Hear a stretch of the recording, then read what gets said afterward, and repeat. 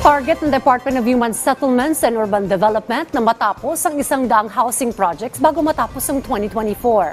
Sa ilalim yan ng 4PH program ng pamahalaan na layong mabigyan ng mas maayos at abot kayang pabahay ang ating mga kababayan. Si Joshua Garcia sa report. Rise and shine, Joshua. Libo-libong bahay ang patuloy na itinatayo sa ilalim ng pambansang pabahay para sa Pilipino o 4PH program ng pamahalaan. Ayon sa Department of Human Settlements and Urban Development o DSUD, nasa 40 construction projects o katumbas ng 140,000 pabahay ang kasalukuyan na itinatayo na nasabing programa. Ayon kay DSUD Secretary Jerry Acuzar, target nila na mapaabot ito sa 100 construction projects bago matapos ang taong 2024. Ano po ito na yung formulang sinasabi ng ating administration, 4PS. Ito na po yung parabang lahat ng may trabaho dapat magkabahay.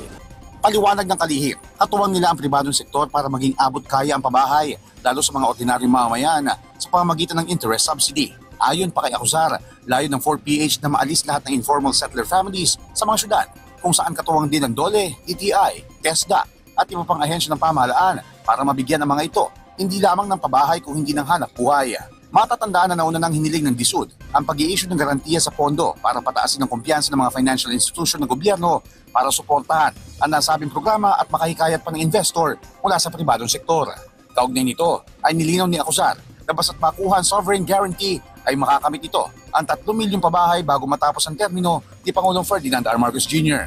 Samantala, sa panayam ni RJ Nieto kay Acuzar sa Police Zone Special, tiniyak din ito na may siguradong pabahay para sa mga OFW. Pumunta lang po kayo sa mga LGU. Lalo po kayo mga OFW. Sigurado po kayo magkakabahay. Kasi po yung pabahay po ng gobyerno nandyan na. Sa ngayon, nasa 200 lokal na pamahalaan ang kapartner ng ahensya sa 4PH, katuwang din ang pribadong sektor. Hinihikayat din ng DSUD ang mga mamamayan, partikular na ang mga minimum wage earner, na makipag-ugnayan din sa kanilang mga LGU para malaman kung paano magiging bahagi ng 4PH program ng pamahalaan. Joshua Garcia, para sa Pambansang TV, sa Bagong Pilipinas.